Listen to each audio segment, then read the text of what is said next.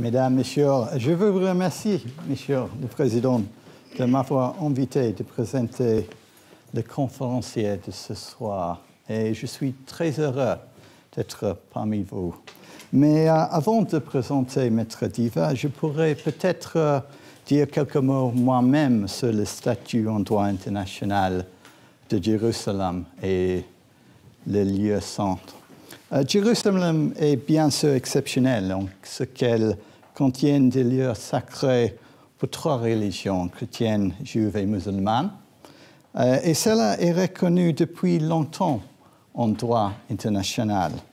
Sous le système de capitulation à l'époque de l'Empire ottoman, la France a assumé le rôle de protecteur de la population catholique de l'Empire et la Russie de celle du rite orthodoxe.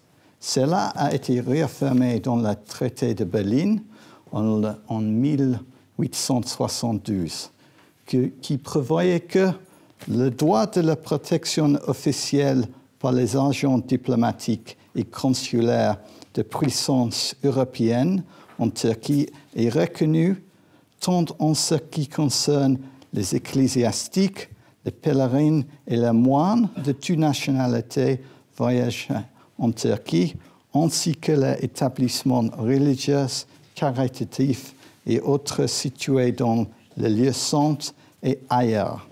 Les droits possédés par la France sont expressément réservés et il y a bien entendu qu'aucune modification ne peut être apportée au statu quo dans les lieux saints. Après la Première Guerre mondiale, la Turquie a perdu ses territoires au Levant et un mandat sur la Palestine a été conféré à la Grande-Bretagne par la Société des Nations. Selon le mandat, le mandataire assume toute responsabilité au sujet des lieux saints, des édifices et des sites religieux en Palestine, y compris celle de préserver le droit existant, d'assurer le libre accès des lieux saints, des édifices et des sites religieux et le libre exercice du culte. Le Code prévoit également que rien dans le présent mandat ne pourra être interprété comme autorisant à toucher aux immeubles ou à intervenir dans l'administration des sanctuaires purement musulmans dont les privilèges sont garantis. Le 28 novembre 1947, l'Assemblée générale des Nations unies a adopté une résolution sur le futur gouvernement de Palestine. La résolution contient un plan de partitionnement qui aurait divisé le territoire de la Palestine en États juifs et arabes, avec la région du Grand Jérusalem sous contrôle international. La résolution recommandait la création d'un corpus separatum sur un régime international spécial. Ce corps séparé serait administré par le Conseil de tutelle des Nations unies par l'intermédiaire d'un gouverneur nommé par lui. Un chapitre entier du plan de partition a été consacré aux lieux saints, édifices et sites religieux. La résolution stipulait, en ce qui concerne les lieux saints, que la liberté d'accès, de visite et de transit est garantie conformément aux droits existants à tous les résidents et citoyens des deux États et de la ville de Jérusalem, ainsi qu'aux étrangers, sans distinction de nationalité, soumis à des exigences de sécurité nationale, d'ordre public et de bienséance. Comme nous le savons, cette résolution n'a jamais été appliquée. L'armistice général entre Israël et la Jordanie, qui a mis fin au conflit armé 1948 a vu une partition de facto de Jérusalem. La plupart des lieux saints se trouvaient à l'est de la ligne verte sous contrôle jordanien, même si certains lieux saints étaient situés à l'ouest de cette ligne. Cependant, au terme de l'armistice, Israël et la Jordanie ont garanti accès aux lieux saints. La guerre de 1967 a vu Israël expulser la Jordanie de Jérusalem-Est et de la Cisjordanie. Selon la Cour internationale de justice, l'engagement pris par Israël reste valable pour tous les lieux saints sous son contrôle, y compris ceux qui sont passés sous son contrôle à la suite du conflit. Cet engagement a été confirmé par le traité de paix en 1994 entre Israël et la Jordanie, selon laquelle chacune des deux parties contractantes donnera la liberté d'accès aux sites ayant une signification religieuse et historique.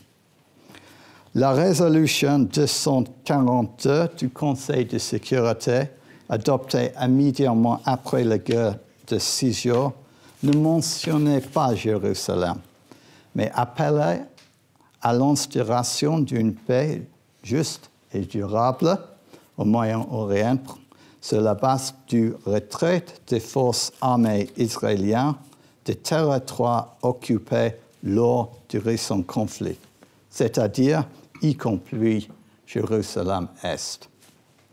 Toutefois, immédiatement lors de son occupation de Jérusalem-Est, Israël a proclamé la nouvelle limite municipale pour la ville de Jérusalem en incorporant dans les limites de la ville unifiée les parties de Jérusalem qui avaient été sous l'autorité jordanienne, y compris la vieille ville. Depuis lors, toute la ville est sous l'autorité d'Israël.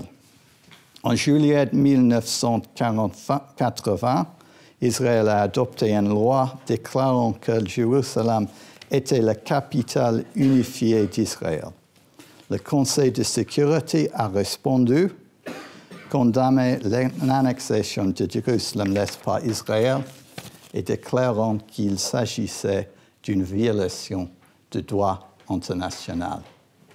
La résolution a également demandé aux États membres de l'ONU, dont les ambassades sont situées à Jérusalem, de les retirer de la ville.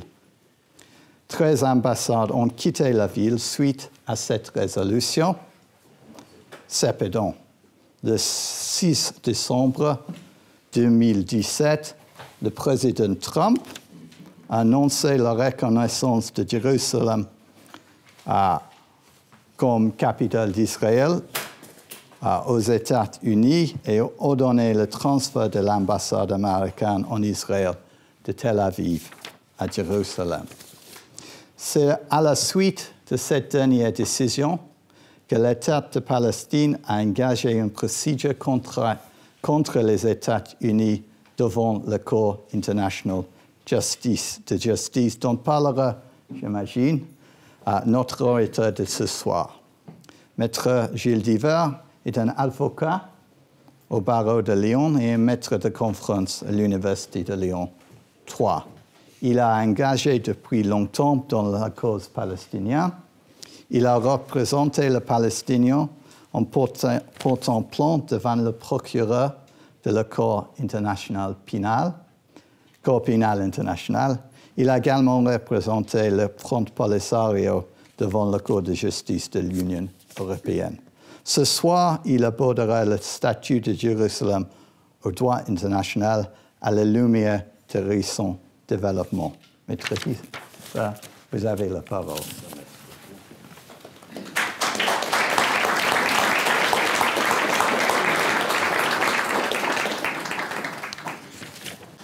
Je vous remercie les organisateurs et salue les personnes présentes. Voilà, donc je suis Gilles Dever, avocat au barreau de Lyon, comme vient d'être dit, j'ai des activités à l'université. quand on prend la parole et qu'on s'exprime, je crois qu'on doit parler de ce qu'on appelle le conflit d'intérêts, c'est-à-dire de qui on est partie prenante. Comme cela, bon, ma parole n'est pas totalement neutre sur ce sujet.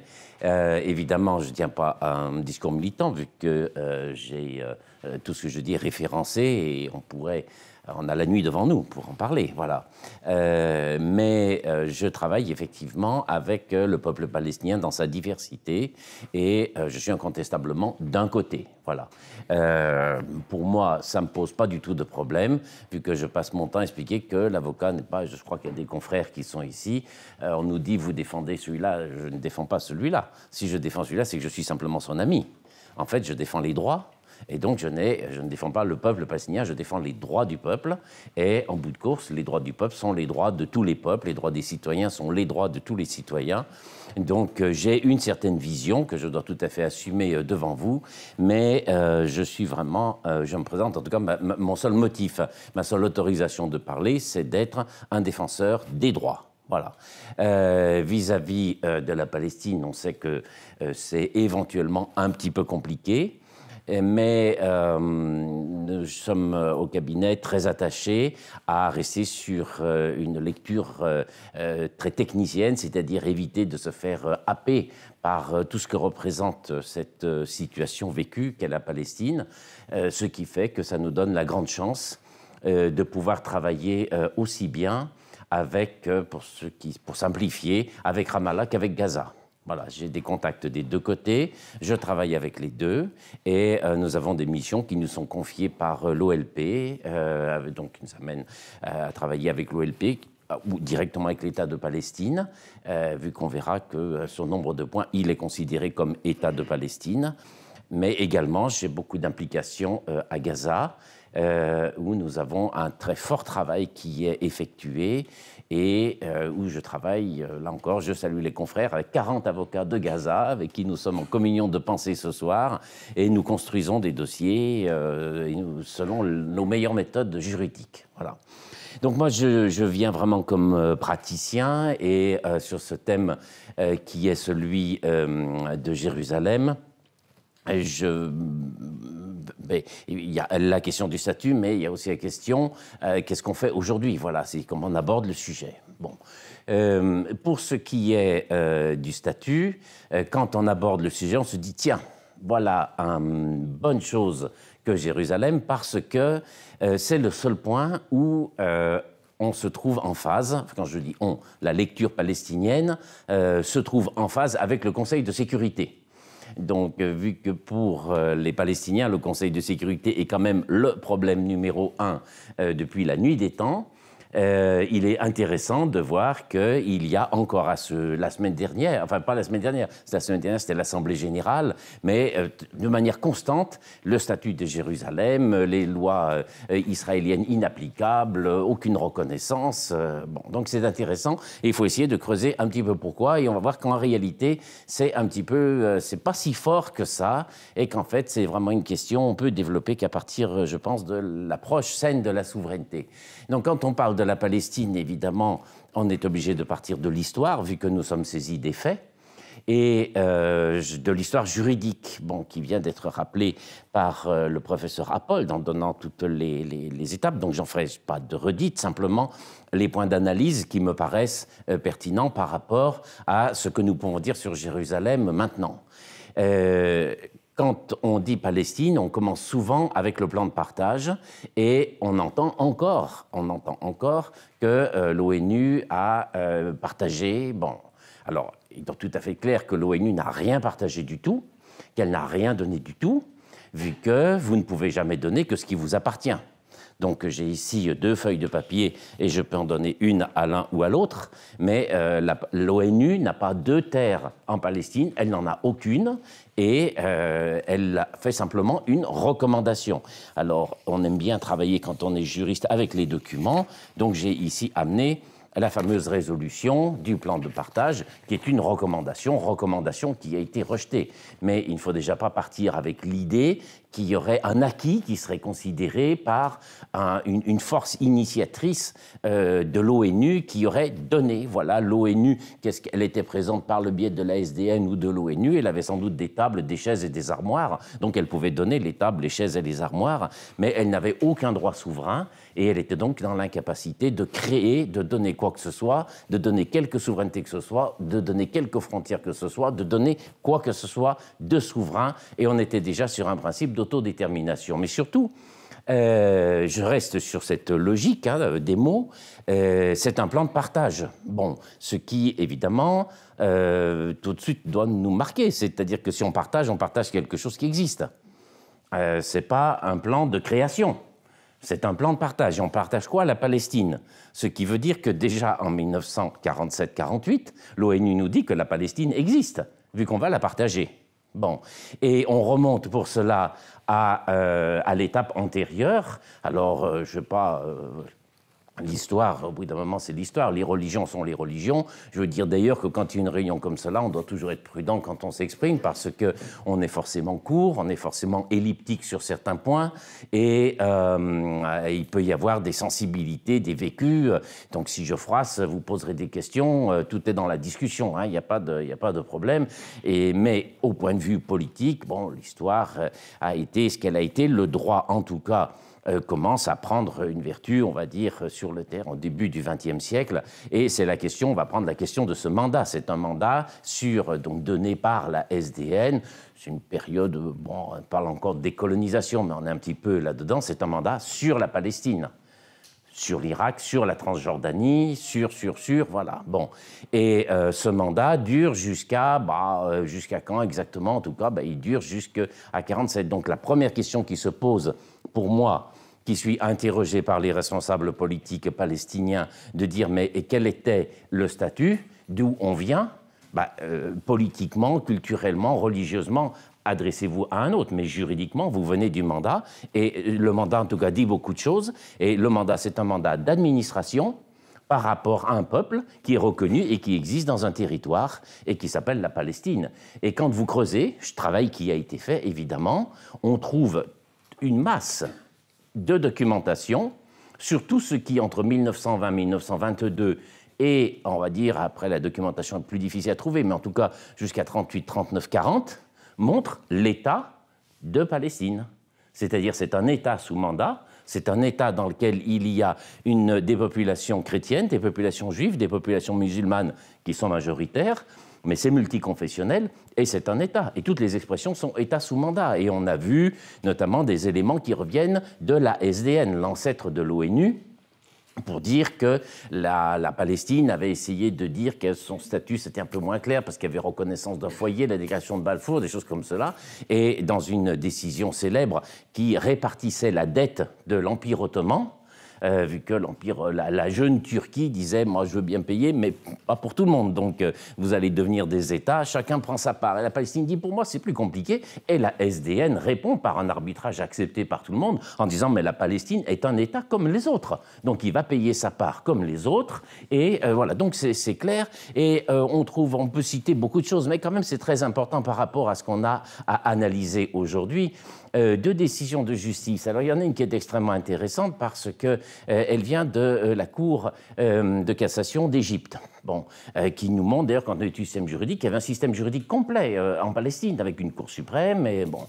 C'est une personne qui a été blessée par un train palestinien, par la Société des transports palestiniens en gare égyptienne. Et donc, il fait un recours devant le tribunal égyptien contre la société de transport, comme on dirait la SNCF en France. Voilà. Et la défense de la société de transport est de dire « mais attendez, moi, je suis une société palestinienne, je suis souverain, vous ne pouvez faire le procès que devant la Cour suprême palestinienne et non pas devant cette Cour égyptienne. » Et la Cour d'Égypte répond « ah, mais bien entendu, si c'était le gouvernement, si c'était l'État, vu que vous êtes souverain et indépendant, on n'aurait aucune capacité de vous juger, mais là, vous êtes une société commerciale, et donc je peux vous juger. C'est-à-dire que cette réalité d'une souveraineté reconnue, elle était établie, et on peut citer un autre cas très intéressant, parce qu'il est jugé par une cour de Londres en 1939, le jugement est rendu public, mais encore une fois, il y en a beaucoup d'autres, il y en a beaucoup, et c'était un ressortissant palestinien qui avait fait ce qu'il ne fallait pas. Et donc, il était en train d'être expulsé de Grande-Bretagne. Bon. Et il proteste en disant « mais je suis né sous le mandat ». Or, un État ne peut pas expulser ses propres ressortissants. Et la Cour de Londres, de manière magnifique, lui répond « mais mon cher ami, vous êtes né sous le mandat britannique, mais ça vous donne en aucun cas une quelconque nationalité britannique, parce que vous êtes de nationalité palestinienne, et donc on peut évidemment vous renvoyer en État de Palestine, qui est tiers par rapport à nous. » Voilà. Donc on a cette réalité juridique, et qu'on trouve finalement conforté par l'idée du plan de partage, qui veut dire qu'on partage que quelque chose qui existe. Alors, le plan de partage, je l'ai là. Évidemment, il y a cette question donc, qui a été tranchée. Alors, Jérusalem, un statut à part. Hein, la formule est ici. Vous le trouvez sur Internet, si ça vous intéresse. Mettez résolution 181. Et vous savez, il y a le site, ceux qui s'intéressent, c'est Unispal. Vous avez la masse de documentation sur la Palestine. C'est l'ONU qui gère cela. Donc, documentation historique. Voilà. Donc, voilà le document tel qu'il était. La ville de Jérusalem sera constituée corpus separatum sous un régime international spécial et sera administrée par les Nations Unies, un conseil de tutelle, etc., etc. Il y a toutes sortes de dispositions. Il est dit qu'on ne fera entre les habitants aucune espèce de distinction fondée sur la race, la religion, la langue ou le sexe. On dit que, que ce sera démilitarisé, c'est indiqué en toutes lettres, mesures de sécurité, la ville de Jérusalem sera démilitarisée, sa neutralité sera proclamée, etc., etc. Et puis, il y a également, alors ça m'intéresse beaucoup parce que c'est un peu dans les annexes, on dit oui, mais il y a des lieux saints également en dehors de Jérusalem. Alors, on dit pas de problème pour les lieux saints en dehors de Jérusalem.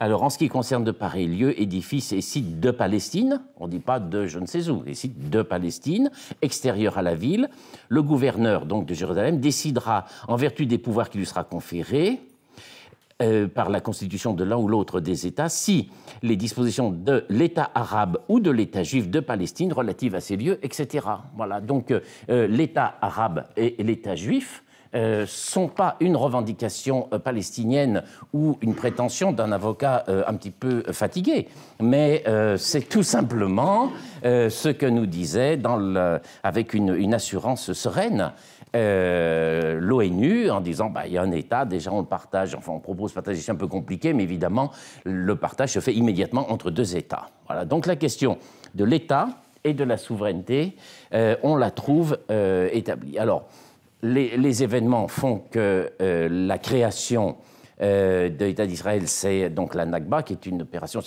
Il y a cette résolution, tout le monde connaît ça. Les Britanniques disent bon, moi je m'en vais, voilà, précipitamment. Évidemment, alors l'ONU, elle n'a rien fait, elle a simplement tenté de voter une recommandation. Bon, mais quand vous laissez ensuite l'appareillage, la disproportion militaire qui est sur place, le rapport de force, donc c'est pratiquement comme s'ils avaient donné les clés, évidemment, au gouvernement israélien. Avec la Nakba, on est en 1948, les étapes ont été rappelées. Mais pour ce qui est de Jérusalem, ce qui est intéressant, donc, c'est qu'il y a l'accord après cette guerre. Donc, il y a eu plusieurs dans les quartiers de Jérusalem-Ouest ont été vidés. C'est-à-dire que là, vraiment, tout ça, c'est documenté, encore une fois. Dans la partie Est, non, mais dans la partie Ouest, c'était le départ. Les gens sont partis avec la clé. Voilà, bon. Ensuite, cet armistice de Rhodes, qui va être confirmé par l'ONU, donc qui fait le statut de 1948 à 67, voilà.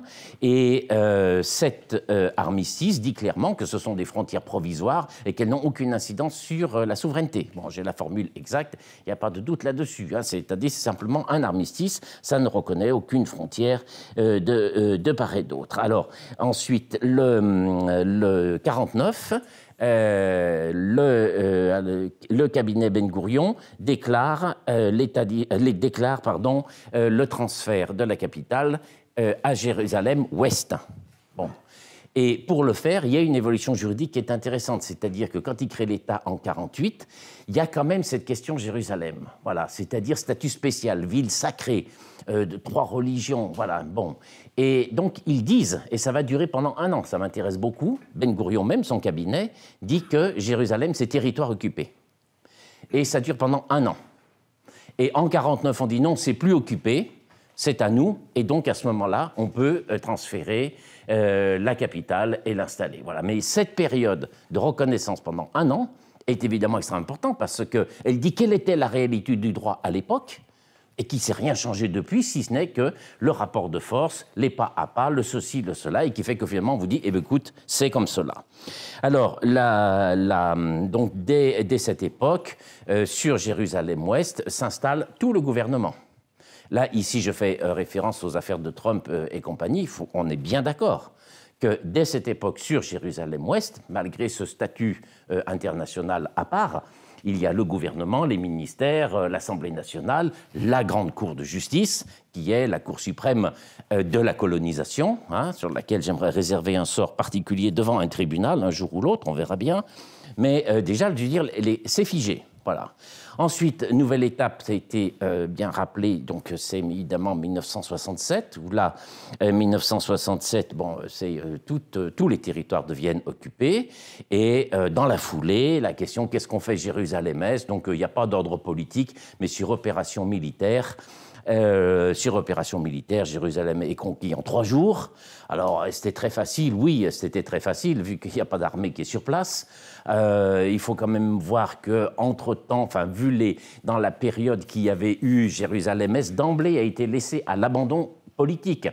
Parce que ça a été confié plus ou moins à la Transjordanie, mais la Jordanie, les Palestiniens s'en méfiaient beaucoup, donc ils avaient inventé des choses, mais leur idée, c'était de surtout pas développer Jérusalem-Est, parce que ça serait que des problèmes. Et donc vous avez déjà, pendant cette période de développement massif de Jérusalem-Ouest, à l'initiative des dirigeants d'Israël, et la partie Est qui, sans dire qu'elle végète, c'est quand même cela, en tout cas, une disproportion qui est parfaitement établie, ce qui fait que la conquête de Jérusalem-Est s'est faite en 3 jours, quoi. C'est bon. Et donc on dit, vous avez alors conquis Jérusalem-Est, mais on ne touchait pas. Alors il y a des résolutions, là encore de l'ONU, en disant statut spécial, etc., etc. Et les choses vont rester ainsi. Ensuite, la véritable étape, mais il y a un contrôle de facto. Voilà, il y a un contrôle de facto. Et il y a ensuite les lois qui viennent dans la foulée de l'opération militaire. Et donc, c'est une colonisation juridique, vu qu'il y a 3 lois qui sont faites en juin, dans lesquelles Israël implante ses lois sur Jérusalem, et dans la foulée dit, ben maintenant c'est Jérusalem rectifié. Mais il le fait, ça une simple loi, et ensuite ça deviendra la loi fondamentale en 1980. La véritable étape ensuite repasse en 1977, et parce que c'est la politique générale de colonisation. Voilà. Donc, pendant un temps, il y a eu des travaillistes qui essayaient de dire on va faire ceci, on va faire cela, bon, mais tout ça a volé en éclats, et c'est la colonisation. Pour Jérusalem, elle consiste essentiellement à faire des colonies qui font le pourtour, c'est-à-dire qu'on bloque, on scinde, on isole Jérusalem-Est, et on a la grande bataille actuelle qui est de voir si on arrive à bloquer ce pourtour de Jérusalem-Est, ce qui isole définitivement Jérusalem-Est, quoi. Hein. C'est d'où les questions de tramway, de ceci, d'infrastructures. Alors, en 1980, donc, cette fois-ci, c'est la loi fondamentale, disons capitale unifiée, etc.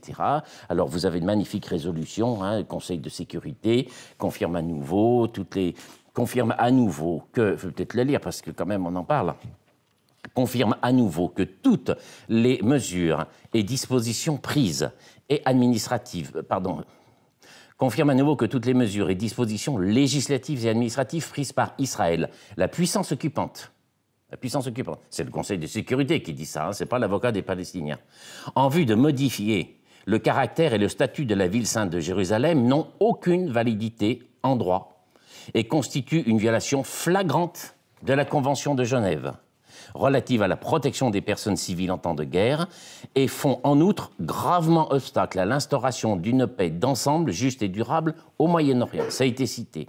Réaffirme que toutes les mesures qui ont modifié le caractère géographique, démographique, historique et le statut de la ville sainte de Jérusalem sont nulles et non avenues.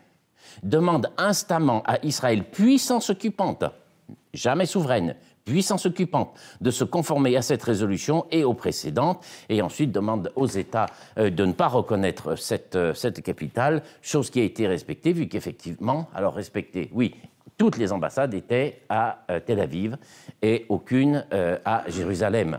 Mais je suis obligé tout de suite, l'avocat s'intéresse aux faits, au de facto. Bon, quand Sadat prend la parole, il prend la parole à la Knesset, au Parlement, qui est à Jérusalem-Ouest. Quand les chefs d'État vont en visite, ils vont à Jérusalem-Ouest. Donc il y a quand même, si vous voulez, un poids, en tout cas, c'est-à-dire l'idée de reconnaissance, on ne sait pas exactement ce qu'on peut toujours en tirer, ce qu'elle veut vraiment dire, mais elle a quand même bien progressé. Alors, après, nous avons la dernière phase, c'est cette déclaration de Trump.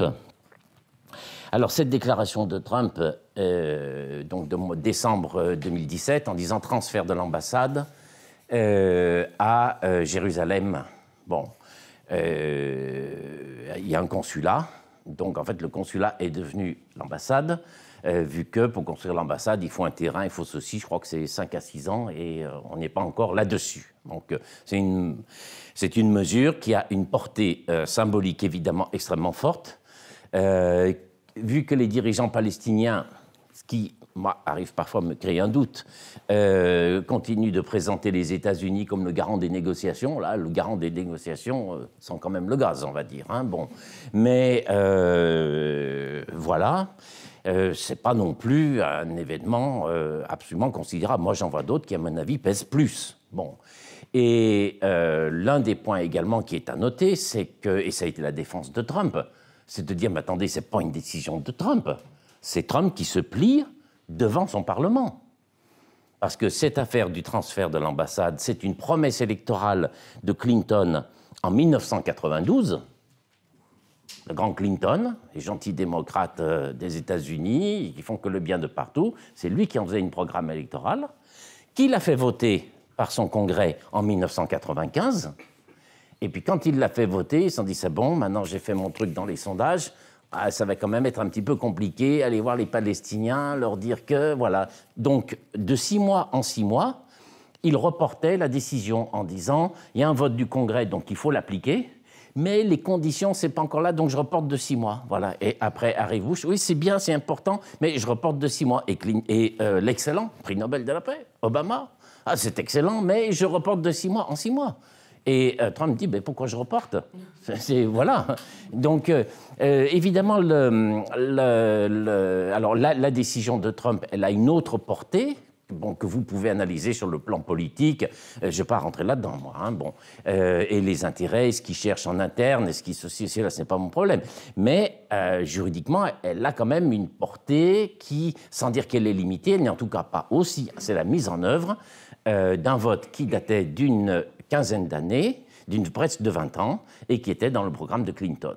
Bon, donc, en fait, c'est une pensée profonde des États-Unis qui est mise en œuvre. Alors, elle a enclenché un certain nombre de faits. Elle a enclenché une procédure devant la Cour internationale de justice.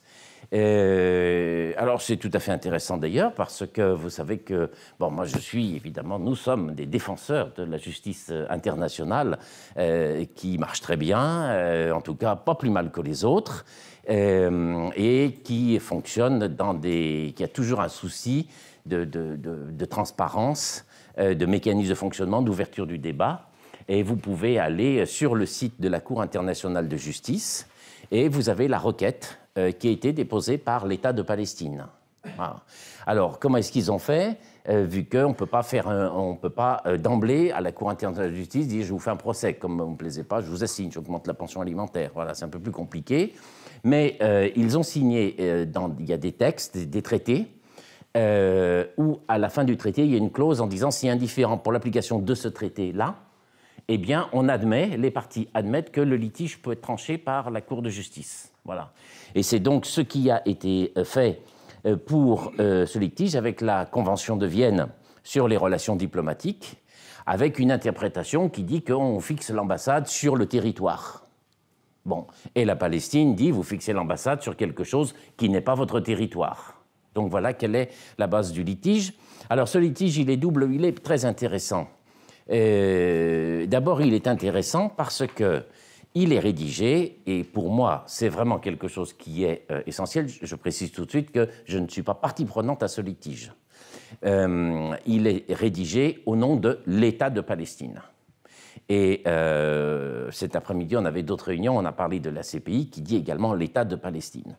Donc attention à notre habitude de langage qui est de dire l'autorité palestinienne. Voilà.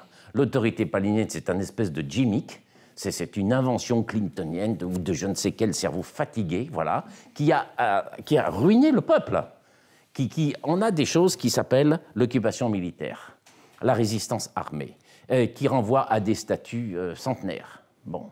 Vous avez la notion d'État, vous avez le mouvement de libération nationale, et la autorité. Qu'est-ce qu'on n'a jamais su ce que c'était? Voilà, il y a l'OLP, bon, alors c'est très compliqué, on ne veut pas développer ce soir cette théorie fondamentale du droit international, mais en tout cas, nous ne sommes plus dans les années X, nous sommes en 2019, quand la Palestine agit, elle agit au nom de l'État de Palestine, sous la signature de son Premier ministre et du ministre des Affaires étrangères. Donc attention à cette faiblesse de langage qui est un petit peu un abus, qui est de dire l'autorité palestinienne. Voilà, c'est l'État de Palestine. À la Cour pénale internationale, c'est la même chose. En décembre 2014, ce n'est pas l'autorité palestinienne qui a ratifié le traité. C'est l'État de Palestine. L'acte est publié. Vous allez sur le site de la Cour, vous avez l'acte signé Mahmoud Abbas avec en tête État de Palestine. Bon. Et dans la liste des États, la Palestine est un État comme les autres. Il a un représentant comme les autres.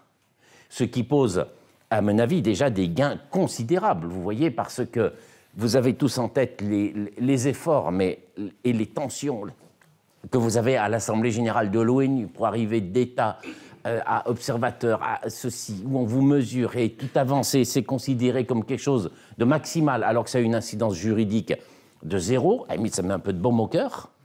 Et je fais un procès à la CIJ, État de Palestine, je vais à la CPI, je ratifie en tant qu'État.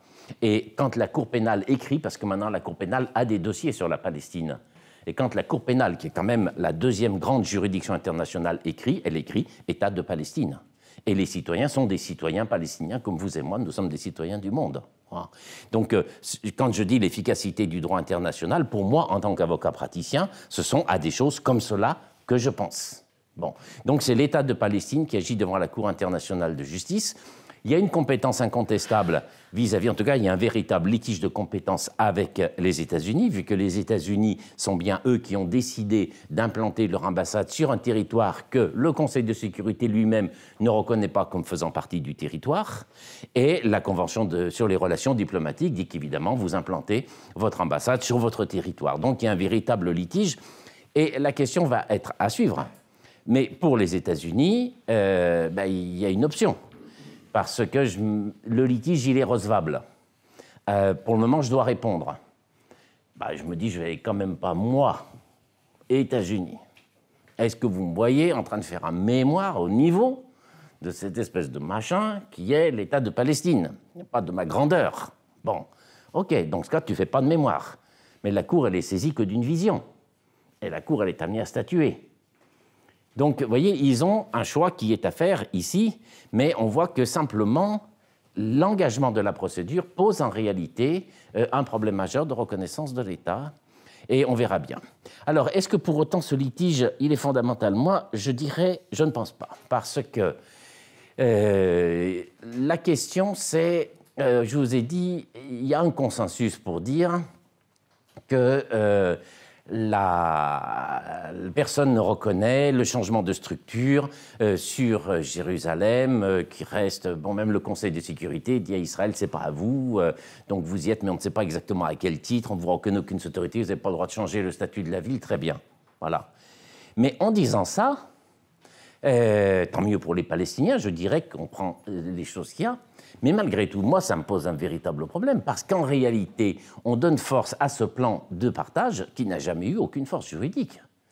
C'est-à-dire que Jérusalem-Est, Jérusalem-Ouest, les deux, sont sous souveraineté palestinienne ancestrale. Qu'est-ce qui autorise à donner une force juridique aujourd'hui au statut international? Un consensus politique mondial? Mais ça n'existe pas. Dire qu'au bout d'un moment, tout le monde a abandonné, oui, c'est pas si simple. En tout cas, on pourra... alors, sur les territoires occupés, on va dire qu'il y a presque sur les territoires israéliens de 67, il y a pratiquement un consensus mondial, il y a les conférences d'Alger, bon, sur Jérusalem, si elle n'est pas. Mais cette protection qui résulte simplement de la volonté de la communauté internationale de créer un statut à part, corpus separatum, en 1948, par un texte qui n'avait pas de portée juridique directe, est extrêmement... est empoisonnant pour Israël, qui revendique évidemment, et qui, avec beaucoup d'attention, ces sujets, mais ne conduira pas loin. Voilà, de mon point de vue, c'est il y a la question d'un titre, la question se trouve sauvée par le spécial, mais la véritable réalité, encore une fois, c'est l'État de Palestine depuis 1922, la souveraineté depuis 1922, un État qui existait avec ses nationaux, avec une identité, avec des passeports, avec des lois pour vivre ensemble, avec une organisation juridique, et qu'on a voulu séparer, plan de partage. On n'a pas partagé. Eh bien, à ce jour, je dois dire, sans crainte, que Jérusalem-Ouest est beaucoup plus palestinienne qu'il ne peut être israélien. Voilà. Alors, on verra ce qu'il arrivera de ce litige. Les questions qui se posent pour moi, c'est en réalité, deuxième volet, c'est la question sur le terrain, c'est-à-dire la colonisation. Bon, parce que là, on n'est plus sur remplacer la plaque d'un petit immeuble consulat et marqué ambassade, en sachant que toute l'ambassade reste à Tel Aviv. C'est tous les jours, ce sont les vies des familles, et c'est la terre. Voilà. Donc ça pose véritablement problème, et ce sont des centaines et centaines de personnes. Alors je ne parle pas des colonies en général, je parle que de Jérusalem, et ce sont les questions que l'on voit avec le rôle coupable, très coupable, de la Cour suprême d'Israël, qui statue sur ces questions. Et donc vous connaissez le mécanisme. Le mécanisme, c'est de dire, vous êtes palestinien, vous voulez construire à Jérusalem-Est, on ne vous donne pas les autorisations. Donc au bout d'un moment, vous construisez quand même. Au bout de 10 ans, au bout de 15 ans, vous faites des procès, des ceci, des cela, et puis on vous dit, vous n'avez pas l'autorisation, je suis obligé de démonter la maison. Et donc j'avais amené 2 petits documents, je sais qu'on les a remis, il y en a quelques-uns, mais on les fera circuler parce que, pour moi, ils parlent, et en tout cas, en tant qu'avocat, j'ai des choses à dire là-dessus. Voilà. Alors je vous les montre un petit peu de loin comme cela. Mais là, voilà, ça c'est une première photo. C'est le camp de réfugiés de Shuafat, qui est dans Jérusalem, reconnu d'ailleurs et cité nommément dans le plan de partage. Voilà. Alors cette photo, évidemment, pour ceux qui s'en font, elle est c'est un peu étroit, mais s'il y en a qui circulent, vous voyez, on voit bien le mur de séparation. Voilà. Donc le mur de séparation montre que vous avez ici Jérusalem-Ouest, qui, pour moi, comme je vous l'ai expliqué, est à ce jour aucune reconnaissance internationale. Le statut le plus fort, c'était palestinien, c'est-à-dire que c'est une terre palestinienne occupée par Israël. Et ici, le mur. Et alors, ce qui est sûr, c'est que là, c'est l'Est, de ce côté du mur, c'est-à-dire c'est la partie palestinienne. Bon. Or, qu'est-ce que l'on voit? On voit un bulldozer, on voit 2 gros bulldozers, on voit les soldats israéliens qui sont ici, et ils sont en train de détruire une maison. Bon. Et ils détruisent cela au nom de quoi? Au nom de cette instance, voilà, qui s'appelle la Cour suprême de la colonisation. Alors, je signale ces documents aussi, parce que, comme avocat, nous devons parler que si c'est documenté. Alors, c'est un excellent rapport, fake news, voilà, fait par l'organisation B'Tselem, que l'on connaît évidemment très présente, hein, et il travaille des grandes qualités. La responsabilité de la Haute Cour de justice dans la démolition des maisons et la dépossession des Palestiniens. Voilà. C'est un rapport très récent que je vous recommande vivement. Il date de février 2019. Il y a une 40aine de pages. Il y a, ce qui parle tout de suite aux juristes, 125 notes de bas de page avec les références de la Cour et les références de la Cour et des passages cités, ce qui est très utile parce que si vous allez consulter la Haute Cour, la plupart des arrêts sont en hébreu, ce qui donc nous parle peu. Bon. Et cette maison que vous voyez ici, comme ces bulldozers que vous voyez là, donc ça, c'est également dans Jérusalem-Est. Hein? Là, on voit 3 gros bulldozers. Voilà, il y a un Caterpillar et 2 JCB détruisent là 10 commerces. Bon, c'est sur ordre de justice, vu qu'on trouve même, sans problème, les décisions de justice. Et j'ai ici, je crois l'avoir ramené, un arrêt. Voilà, ça c'est le dernier arrêt qui est rendu par la Cour de justice d'Israël, sur les démolitions. Alors c'est dans un autre camp, mais il y en a à peu près, il y en a plusieurs centaines par an. Hein, donc si vous cherchez la documentation, vous trouvez. Voilà l'arrêt de justice, on peut le lire. Traduction également de B'Tselem ici, donc c'est motivé ici. Qu'est-ce que je vois tout le long? Le juge dit l'État, l'État, l'État. L'État, voilà, l'État dit le state fait. Mais attendez, vous me parlez de quoi là? Vous me parlez sur cette photo du state ici. Mais comment la Cour suprême d'Israël, qui déjà a une compétence archi-discutable sur la partie ouest, vu que personne ne reconnaît en droit international la souveraineté israélienne sur ce territoire. Bon. Mais quelle est la souveraineté et quelle est l'autorité de la Cour suprême pour ordonner des démolitions sur un territoire qui est palestinien depuis la nuit des temps et qu'elle reconnaît elle-même vu qu'elle a mis le mur de séparation? Voilà. Alors, ça veut dire que cette Cour, c'est très grave, si vous voulez. C'est très grave. Pourquoi? Parce que c'est quelque chose que l'on connaît bien en droit. La justice, c'est pas simplement du bonheur. Hein? Bon, ça permet de faire de très bonnes choses. Ça permet de soulever des problématiques. Ça permet de repositionner des choses. Mais en même temps, un pouvoir fort, c'est très bien utiliser le droit pour en faire une arme. Voilà. Donc, j'envoie le bulldozer, ça serait inacceptable, on est bien d'accord. Mais ce n'est pas moi qui envoie le bulldozer, c'est la justice. Et comme je suis un démocrate, mais jusque-là, je vous ai laissé la possibilité d'aller plaider devant le juge pour dire que le bulldozer ne devait pas arriver. Mais devant quel juge? Voilà. Et donc, la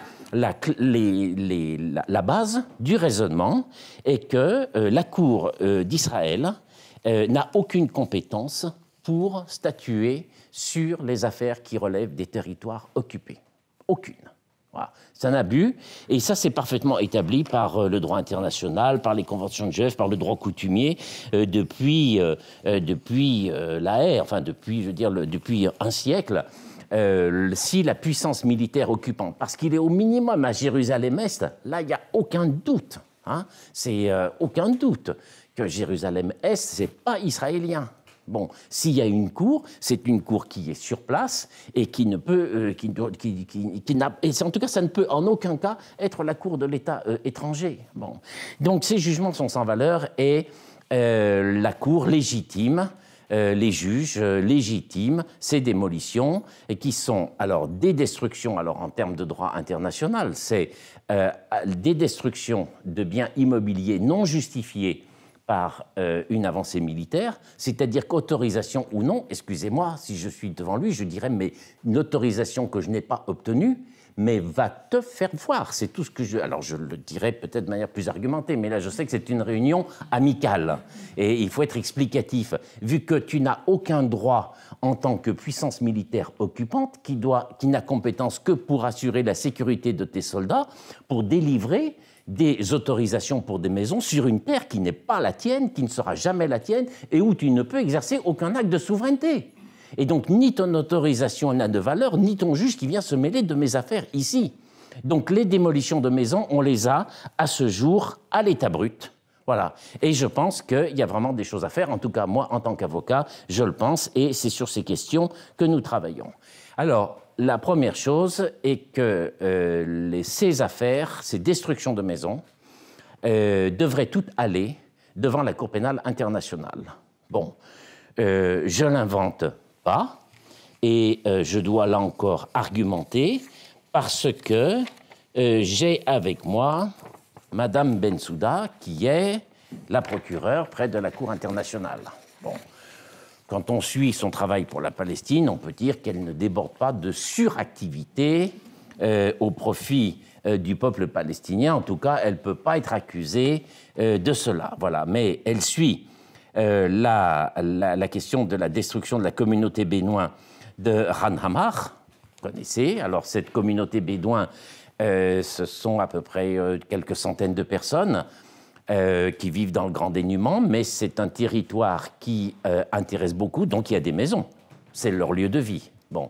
Et ça intéresse beaucoup parce que c'est l'un des rares points de passage qui restent entre Jérusalem-Est et le reste de la Cisjordanie. Donc ça a pris une ampleur et donc elle litige jusque-là. Et la cour, celle-là, a dit non, non, là vous n'avez pas les autorisations, c'est pas chez toi. Bon, rentre, dis donc. Et donc, Madame la procureure, c'est elle qui dit « rentre chez toi ». Mais oui, c'est-à-dire qu'elle dit « je surveille de près ce qui se passe avec la communauté bédouine de Khan Hamar dans la West Bank. L'évacuation par la force apparaît imminent, et cela avec un risque d'escalade de la violence. Je dois rappeler le principal sujet, c'est-à-dire que ces destructions massives de propriétés, sans nécessité militaire et avec des transferts de population dans un territoire occupé, constituent un crime de guerre qui relève du statut de Rome. Ah. Madame Bensouda qui écrit ça, voilà.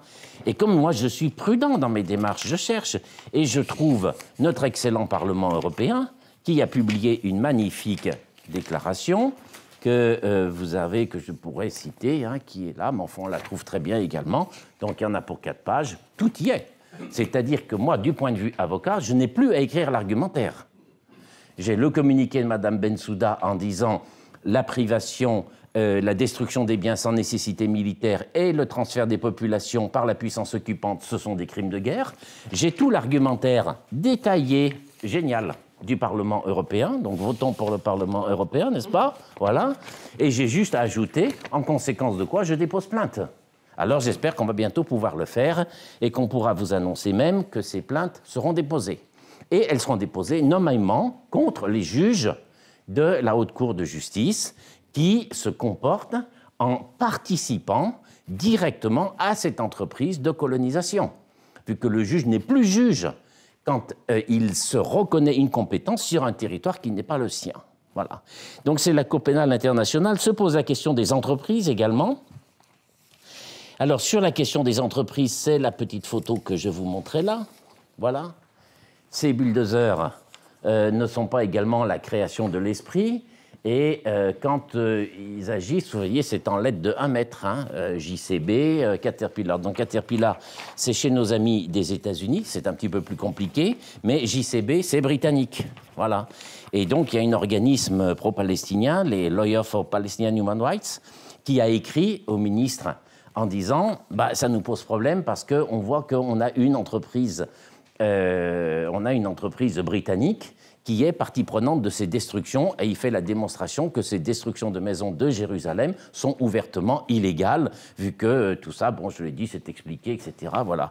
Et nous avons ici la réponse du ministre qui dit effectivement, ça me préoccupe, je surveille, mais je veux leur dire qu'il ne faut pas faire ce genre de choses. Bon, voilà. Enfin, donc, ça, c'est de moindre niveau, mais en attendant, ça me vaut également une magnifique reconnaissance de responsabilité. Donc, je préconise évidemment d'aller déposer une plainte pénale à la Cour pénale internationale contre cette entreprise, vu que les entreprises britanniques sont dirigées par des personnes physiques, qui sont des dirigeants européens, qui relèvent des pays européens qui ont tous reconnu la Cour, et la Cour a compétence sur les sujets qui dépendent des États. Voilà. Donc, déposer la plainte ne veut pas dire qu'ils sont jugés le lendemain, mais il y a une question criante d'impunité, et au bout d'un moment, il faut leur dire stop, voilà, en tout cas, il faut démarrer le processus, j'espère qu'on pourra faire.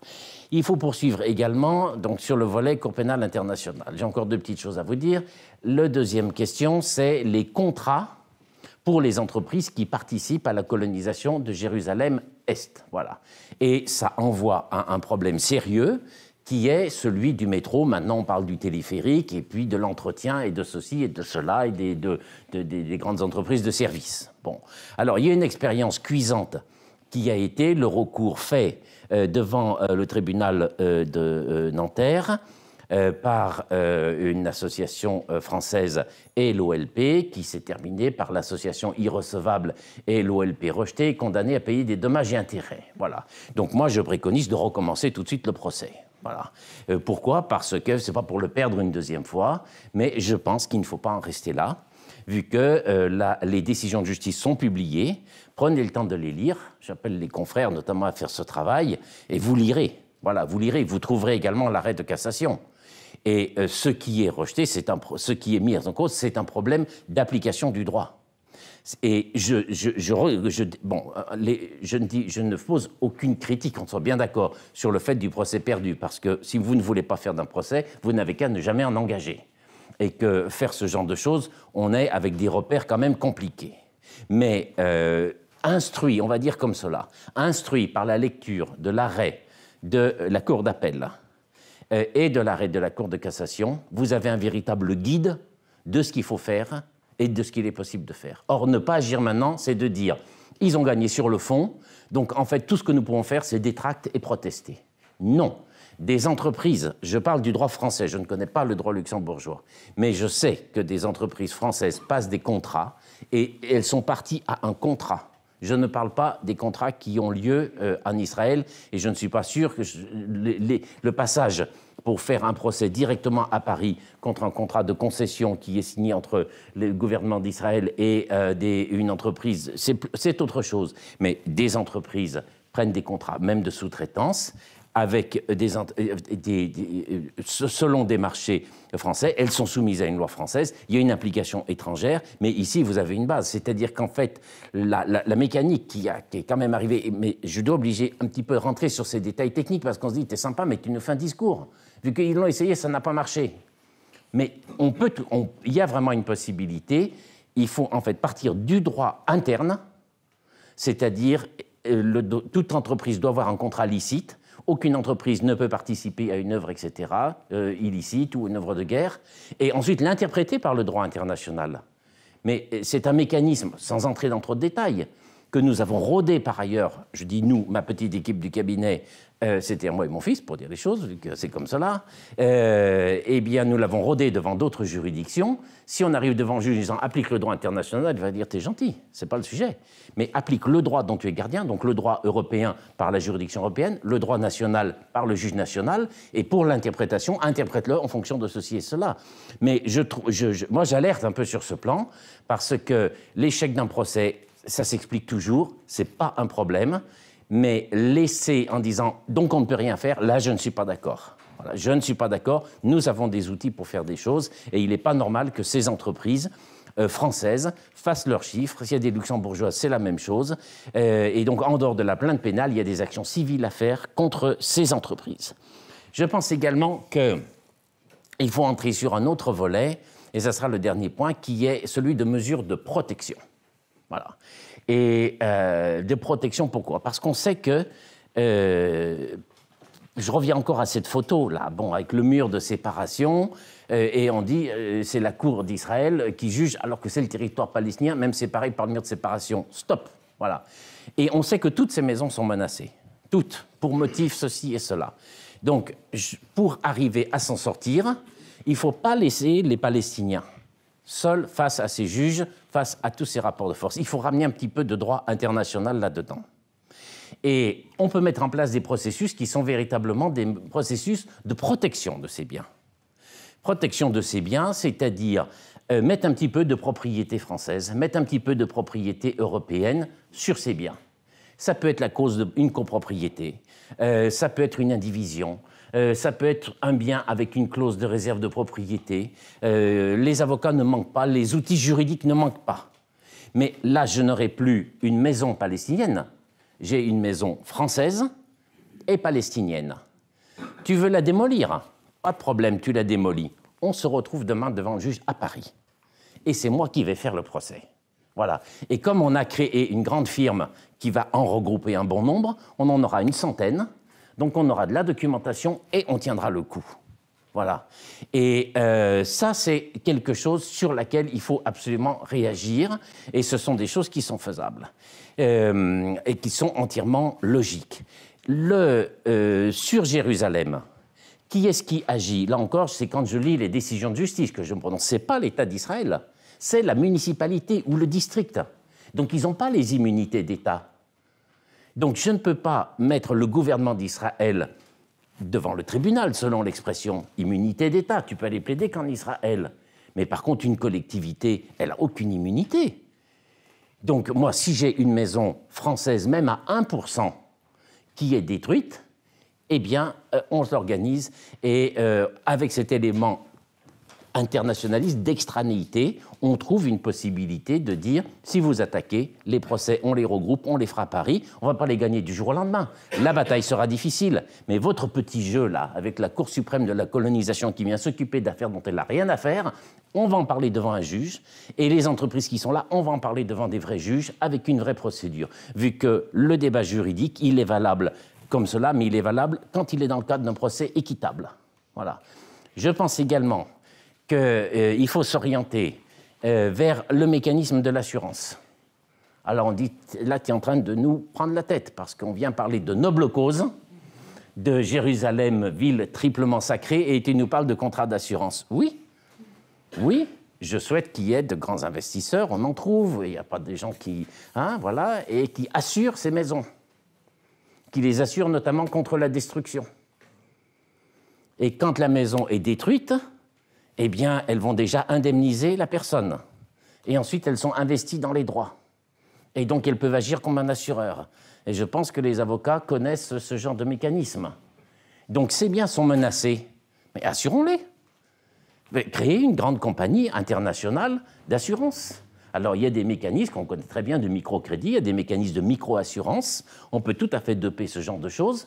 Elles peuvent être faites sur un plan purement business, elles peuvent être faites sur un plan militant, mais la maison détruite, derrière vous avez la compagnie d'assurance qui vous dit on va les plaider. Voilà, on va les plaider où? On plaidera peut-être à Ankara, on plaidera peut-être à Berlin, on plaidera peut-être à Paris, mais on a des choses à faire. Voilà. Donc il y a ce genre de choses, et je crois que ça peut être des mécanismes pour vraiment freiner de manière très forte ce mécanisme de colonisation, vu que Jérusalem-Est à ce jour est menacé. Ça, c'est certain. Voilà.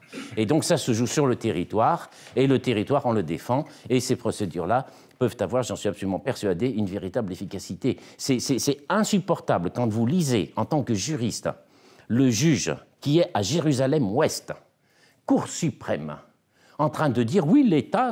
Alors, d'accord, l'État, il s'occupe de ce qu'il a dit, je ne vais pas m'en occuper, mais tu n'es pas l'État ici. Voilà. Et donc, on met un petit fanion sur les maisons, on leur donne le GPS de toutes les maisons qui sont protégées, soit par une copropriété, soit par ceci, soit par une assurance ou autre, en disant maintenant elles sont sous protection internationale et on vous attend si vous voulez continuer. Mais il y a une urgence à défendre les Palestiniens, ne pas le laisser dans ce rapport de force où on voit, en bout de course, qu'est-ce que l'on voit? On voit, le rappel des dates tout à l'heure était tout à fait explicite, de petits pas en petits pas. Je me déclare puissance occupante, puis je ne le suis plus, et puis vu que je ne le suis plus, je me mets capitale, d'abord à l'ouest, ensuite à l'est, ensuite je ne me dis pas tout de suite que je vais mettre la capitale, mais je commence après 67 à faire des lois qui vont permettre de changer le statut, et puis on avance de tous les côtés. Voilà. Donc la base forte, c'est cette antériorité que j'ai décrite, sur laquelle je ne reviens pas. Cette antériorité, et le fait de ces résolutions de Conseil de sécurité, plus ou moins satisfaisantes, comme je l'ai dit, parce que heureusement qu'ils ont inventé ce statut international, ça permet de dire qu'il ne s'est rien passé, et tant mieux, ça nous sert. Voilà. On a ici un acquis pour progresser et pour dire stop. Je pense que la question de Jérusalem, du fait de son histoire, de sa religion, de toutes les passions, les drames historiques qu'il y a eu, je n'ai pas à l'aborder moi dans mon propos, parle au monde entier. et des actions pertinentes en ce sens sur le territoire de Jérusalem auraient incontestablement une immense portée. Voilà. Donc voilà ces quelques idées. Je vous remercie pour votre attention et je vous redis encore une fois mes remerciements pour cette belle réunion et le fait que j'interviens, vous l'avez bien compris, parce qu'on est comme cela accroché avec les Palestiniens qui nous disent « nous avons une sortie, c'est le droit international, il faut le mettre en œuvre ». Je vous remercie.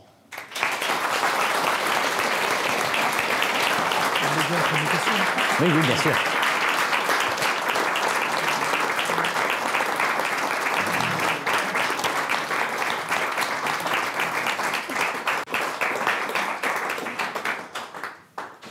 Merci beaucoup. Donc maintenant, on aura une séance de questions-réponses. On va prendre plusieurs questions d'un coup. Lorsque vous posez une question, si vous pouvez vous lever, vous présenter et avoir une question courte, sans éviter un exposé trop long. Comme ça, on peut prendre un certain nombre de questions. Et après, nous aurons un verre de l'amitié. Voilà.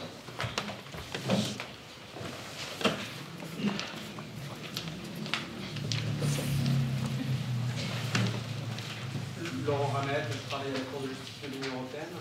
Et j'étais intéressé par les questions de recevabilité dans votre discours, puisque vous parliez des États-Unis, beaucoup ne s'abaisseraient peut-être pas à répondre par un mémoire, qui éventuellement, parce que vous avez eu l'air de considérer que c'était recevable quoi qu'il arrive, est-ce qu'il ne faudrait pas opposer une exception d'irrecevabilité sur le même sujet, ça m'intéressait de savoir comment vous voyez, puisque vous parliez des juges de la Cour de justice en Israël, et de dire que peut-être eux aussi on pouvait les rechercher pour crimes de guerre, ou complicité de crimes de guerre. Donc, est-ce que, au terme du statut de Rome et des dispositions applicables à la Cour pénale internationale, il y a une possibilité d'aller les rechercher? Et enfin, je trouve ça très intéressant et très imaginatif, effectivement, d'attraire devant des copropriétaires à Paris. Et effectivement, c'est un moyen qui, à mon avis, pourrait être généralisé. Donc, ça me paraît être une très bonne idée. Mais comment vous faites pour rattacher, parce que le bien est situé donc pas à Paris, et le défendeur,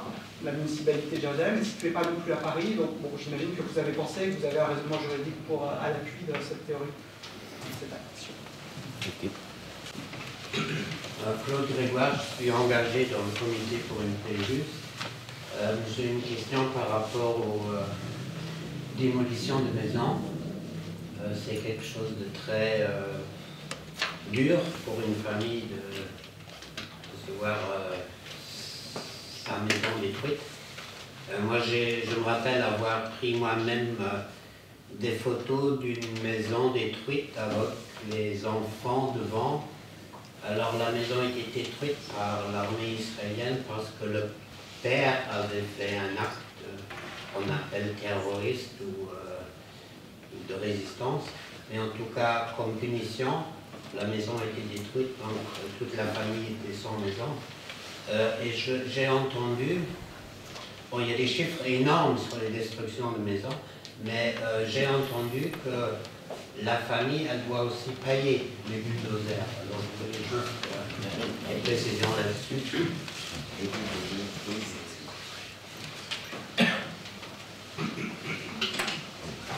Répondre à ces premières questions. Donc sur les premières étaient un petit peu de technique juridique, évidemment. Bon, sur la recevabilité US, ben, on verra ce que répondra la Cour, et c'est pas moi qui vais statuer sur la recevabilité. Elle est quand même très bien engagée, dans la mesure où l'État de Palestine a ratifié la Convention sur la relation diplomatique, que ça n'a été contesté par personne, et qu'il y a la clause de règlement des différends avec les États-Unis. Donc c'est quand même, on va dire, pas mal parti. Bon, voilà. Après, on lit la requête. Elle, encore une fois, elle est disponible sur le site de la Cour. Je ne suis pas dans l'équipe de défense. Je trouve que c'est une démarche qui est intéressante. Et je regrette que la Palestine n'utilise pas mieux le fait de dire qu'elle agit comme État en tant que tel. Voilà, c'est déjà une chose. Mais il me semble qu'au niveau de sur toutes ces affaires, d'ailleurs, les questions de recevabilité, vous avez raison de le souligner, elles sont au cœur de nos débats. On en a parlé cet après-midi, quand on a passé, agissant souvent pour des groupes minoritaires. Quand on va faire au fond, on se situe sur la recevabilité. alors on nous embrouille toujours sur la recevabilité, et c'est vrai que on est habitué à ce que ça soit incompétent, irrecevable, pas dans les délais, pas d'intérêt à agir, et ce sont nos grandes étapes, parce que quand on a réussi ces étapes, derrière on a souvent que du miel. Bon, donc j'ai quand même l'impression qu'avec cette ratification des traités, et la Palestine en tant qu'État, on a ratifié beaucoup de ces traités, il y a une clause de règlement de différends. À titre personnel, elle me paraît sur ce plan pas mal engagée. Sur la question des juges, d'abord, moi j'agis avec un outil tel qu'il est, la responsabilité pénale des juges. Bon, j'agis avec un outil tel qu'il est, qui est la Cour pénale internationale. Et je mesure, et là je peux en parler parce que j'ai cette expérience depuis 10 ans, tout ce qu'a représenté comme réactivité énorme, la moindre avancée des Palestiniens disant simplement on veut s'adresser à un juge. C'est-à-dire qu'avant de parler même, évidemment, je dois avoir un raisonnement. Et je pense que celui qui signe un acte qui n'est pas un jugement engage sa responsabilité. Bon, même si ça s'appelle jugement. Mais avant d'avoir la possibilité de juger cette personne ou même de parler de sa condamnation, je mesure en tant qu'avocat présent sur le terrain tout ce que représente la moindre avancée pour s'approcher de la justice. C'est-à-dire que nous sommes maintenant, vis-à-vis de la CPI, sur la question, à terme, alors peut-être 2020, d'une ouverture, pas d'une ouverture d'enquête, d'une décision du procureur demandant à la chambre préliminaire l'autorisation d'ouvrir une enquête. Bon, si on obtient ça, franchement, on revient à Luxembourg, mais ça va être une soirée magnifique. Hein? Alors que qu'est-ce qu'on aura obtenu? Simplement, est-ce que je suis autorisé d'ouvrir l'enquête? Mais on voit par exemple, et on en a parlé cet après-midi, que toute avancée des Palestiniens vers la justice veut dire que ce ne sont pas que des terroristes, ce ne sont pas que des violences, ils s'adressent à la justice. Moi, je travaille avec Gaza. Vous ne travaillez pas avec Gaza si vous n'avez pas des liens avec les responsables du Hamas, parlons clairement. Voilà. Le Hamas fait un communiqué en disant on approuve Mahmoud Abbas d'avoir ratifié le traité, on est prêt à coopérer avec tous les organes de la Cour. Tout ce qu'on demande, c'est que les enquêteurs de la Cour viennent à Gaza et qu'ils ne prennent pas leurs informations ailleurs. Voilà. Et quand ensuite la Palestine dépose son référé, c'est une sorte de plainte, si vous voulez, au mois de mai de cette année, ça vit sous les territoires, et le Hamas applaudit, le djihad islamique applaudit en disant on s'approche enfin d'une décision de justice et on répond, c'est à la Cour de juger sur les victimes et sur les victimes qu'on a pu faire. Et on verra où est le droit international. Donc, quand je parle d'un recours contre les nomméments des juges qui ont autorisé des décisions de maison sur un territoire qui n'est pas les leurs, donc avec un jugement dont je lui dénie la qualité d'œuvre de justice, parce que y a une telle flagrance, eh bien, je sais que le simple fait de déposer cette plainte avec un argumentaire crédible, avec une démonstration, avec cette photo quand même qui vous parle, ou ce genre de choses, amène un débat qui, en lui-même, a des incidences extrêmement fortes et qui peut ramener des références. J'ai aussi à travailler là-dessus, c'est-à-dire que je vois que des ONG qui certainement pensent bien faire pour les Palestiniens, après les attaques qu'il y a eu encore en 2014, s'adressent à la Cour de justice israélienne pour demander des enquêtes sur l'armée. Mais comment le colon brimé de cette nature-là, placé non seulement sous occupation militaire, mais sous blocus, c'est-à-dire punition collective, s'adresse encore au juge qui a autorisé le blocus pour lui dire d'enquêter. Donc, il faut arriver, et tout cela, ce sont des mouvements de fond qui ne se traitent pas simplement sur des aspects techniques et qui vont amener, et qui doivent amener un certain basculement. Voilà. Et donc, la responsabilité pénale de juge, parce qu'il reste la forme d'un jugement, mais il n'y en a pas le contenu, ils en perdent les garanties. Je le soutiendrai devant un tribunal, j'en ferai une démonstration par rapport à ce qu'ils écrivent, à la manière dont ils se disent l'État, alors qu'ils n'ont aucune capacité, ils pourraient dire la puissance occupante, mais ils exercent comme État. C'est-à-dire qu'ils arrivent à un degré de faute. La Cour internationale de justice s'est prononcée, la Cour suprême a réécrit des arrêts en disant la Cour internationale de justice c'est sympathique, mais ils n'ont rien compris à la question. Excuse-moi, On a une science, c'est le droit international. Vous appliquez ce que vous voulez. Israël applique un droit international domestique, c'est-à-dire que je l'ai refait avec une sauce maison, bon, qui est certainement très bonne. Mais nous, nous appliquons le droit international tel qu'on l'apprend, tel qu'il est selon la jurisprudence, et nous demandons l'application de ce droit-là. Donc la puissance occupante peut juger dans certaines conditions sur le territoire occupé la population occupée. Elle n'a aucun droit pour juger la population occupée sur son territoire à elle, et en plus dans ces conditions. Donc il y a un travail de très fort qui est à faire, mais je crois qu'il y a tout à fait un contenu.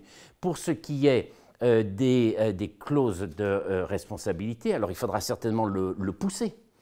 Je dirais d'abord que j'ai vu de la manière dont la puissance occupante se met un peu comme la boussole sur le pôle Nord dès qu'on s'approche du juridique. C'est-à-dire que nous savons qu'avec nos petits argumentaires, nos plaintes qu'on n'arrive pas à faire recevoir par le procureur, nos avancées sérieuses qu'il y a à la CPI, nous avons maintenant 3 décisions de la CPI sur la Palestine pour les manifestations de Gaza. Et nous allons faire, je vous le dis, d'ici un mois, ça sera certainement fait, donc je ne dis pas qu'il y aura un battage médiatique là-dessus, mais nous allons déposer à la Palestine entre 700 à 800 plaintes individuelles de victimes, c'est-à-dire de jeunes Palestiniens, ceux que vous voyez à la télé qui se font tirer à bout portant. Certains sont morts, d'autres sont blessés, handicapés, vu qu'on les vise, les membres, etc. Et nous travaillons avec des équipes qui sont sur place, qui nous font des dossiers magnifiques, mandat individuel à l'avocat de la victime avec sa carte d'identité pour aller saisir la cour, carte d'identité, documents médicaux, traduction en anglais, témoignages, photographies, croquis des lieux, là où ils se sont fait tirer. Donc on a des dossiers qui sont de la même qualité que s'ils étaient faits en France ou au Luxembourg. Voilà. Et donc ces dossiers, on va les remettre à la Cour, au registre de la Cour, vu que la Cour a rendu une décision où elle demande aux manifestants. Donc il y a des phases de progression qui sont tout à fait remarquables. Et chaque fois que nous faisons ça, hop, on voit que du côté de ce qui on en est à faire des dossiers pour se faire connaître auprès du registre. Et on sait qu'on doit occuper 2 étages complets de l'administration israélienne qui surveille absolument tout ce qui se passe sur ces dossiers, parce qu'ils voient bien qu'il y a un front qui est redoutable, c'est le front judiciaire, parce qu'au bout d'un moment, ils vont avoir le problème pour eux aussi, que nous ne cessons de leur dire, mais vous êtes la démocratie, nous sommes d'affreux Palestiniens, nous ne comprenons rien à rien, nous sommes des très mauvais avocats en plus, c'est-à-dire faciles à abattre, mais venez devant le tribunal. Et avec tout le droit qui est le vôtre, que vous... En plus, vous avez la bénédiction de Trump et d'Obama. Ça fait quand même vraiment... Là, on ne peut pas faire mieux. Mais venez nous écraser devant le tribunal. Et donc, quand on va avancer, pour le moment, il y a un lobby qui joue, ça c'est sûr. Vous lisez les aventures de M. Ocampo, c'est quand même assez spectaculaire. Bon, voilà, ça c'est de la réalité. Ocampo, c'est l'ancien procureur de la CPI. Eh bien, venez devant le tribunal. Nous sommes prêts. J'expliquais tout à l'heure cet après-midi le cas d'une jeune fille, Amira, qui a perdu son père et ses frères et sœurs dans une affaire dramatique lors de la première opération de 2009, ce qu'on avait appelé plomb durci. Et c'est vraiment tiré à bout portant, les enfants par des tirs d'hélicoptère. Tout le monde croyait qu'Amira était morte parce que tellement les corps étaient déchiquetés et en fait elle était ailleurs, elle a survécu, enfin bon. Elle est venue en France, elle a réussi à venir en France, se faire soigner, elle avait des infections aux jambes du fait de ses blessures. Et elle dit, moi je veux déposer plainte. C'est-à-dire qu'elle ne nous dit pas, je veux être encore plus terroriste que les autres, et vu ce qu'ils m'ont fait, il faut que je les en tué 3, je vais en tuer 3. Elle dit, je suis là, il y a une justice quelque part. Ben oui, on lui dit, on en a une. Voilà. On est allé à la CPI avec elle, c'est une enfant mineure qui a eu raison avant tout le monde. Vu qu'en tant qu'enfant mineur, elle a dit, ça passera par la justice.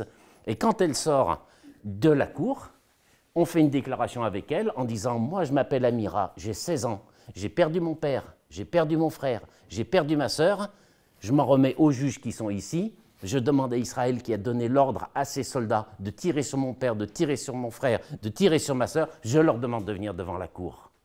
C'est-à-dire qu'il faut mettre la force dans le procès.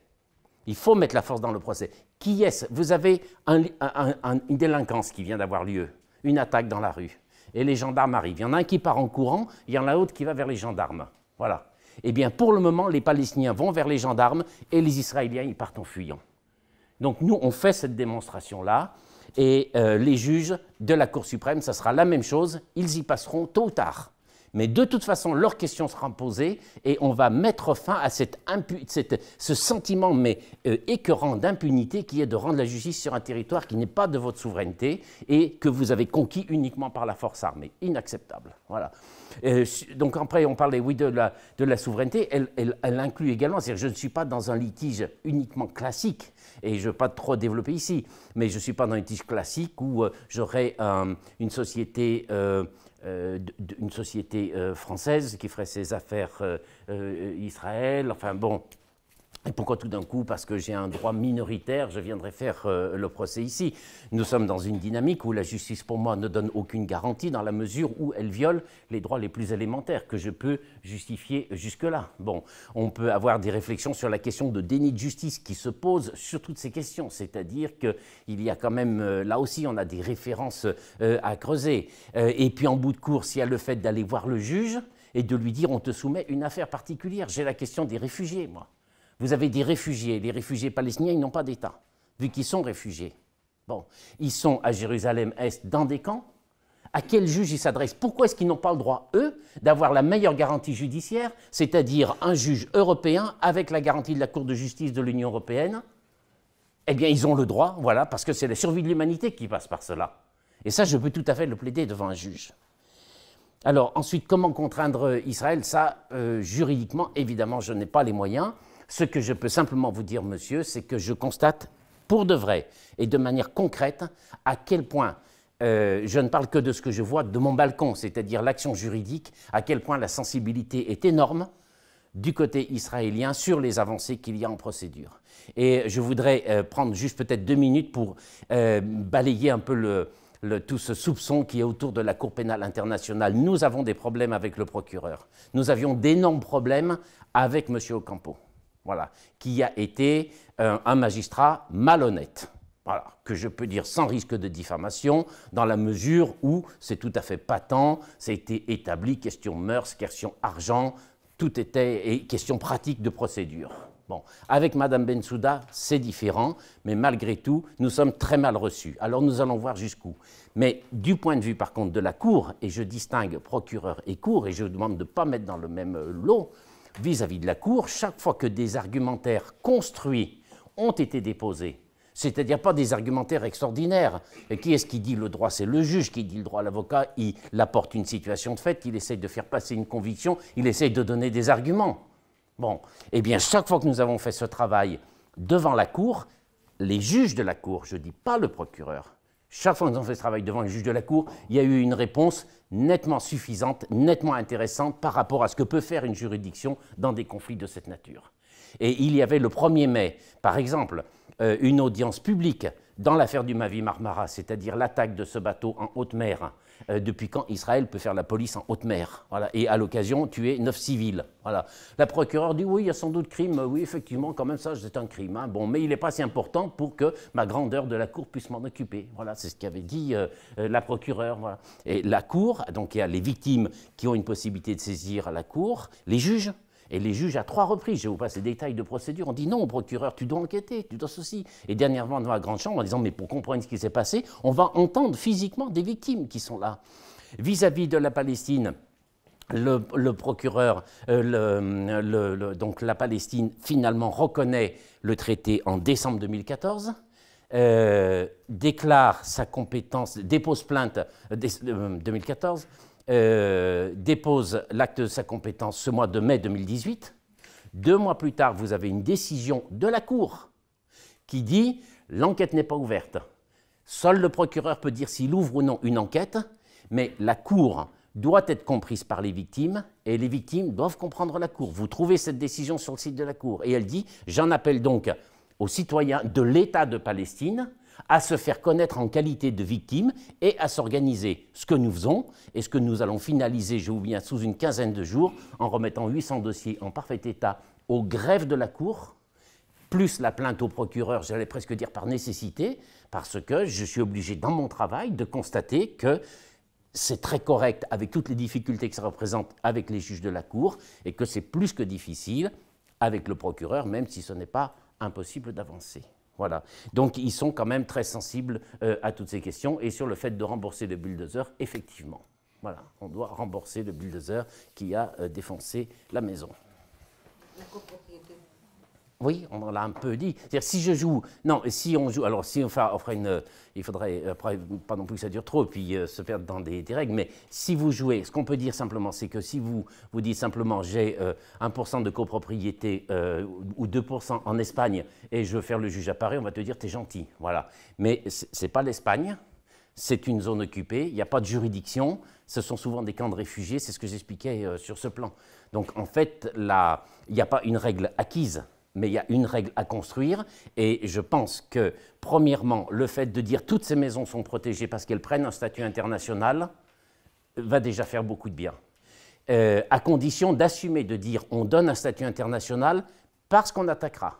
Et en tant qu'avocat et en tant que juge, et tous les confrères ici sont là pour dire que tant qu'un procès est engagé, personne ne peut vous dire il est perdu. Attention, il n'est pas gagné et il n'est pas perdu. Donc si moi je dépose plainte demain contre le juge là, qui a dit tu peux y aller, je t'envoie le bulldozer, à Paris, parce qu'il y a dans les maisons une maison qui a 5% de copropriété française, il peut me dire ton procès il vaut rien, mais maintenant mon procès il existe et tu vas prendre un avocat pour venir plaider contre moi. Voilà. Et on verra bien tes arguments et on en tirera quelque chose. Et je vais voir et je répondrai, je te remettrai des conclusions et allez, et on va faire le travail. Et vu que tu veux argumenter, on va argumenter.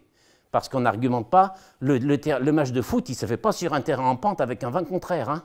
Les terrains de foot, le terrain, il est plat. Voilà. Donc on plaide devant un juge. On les attend. On est prêt.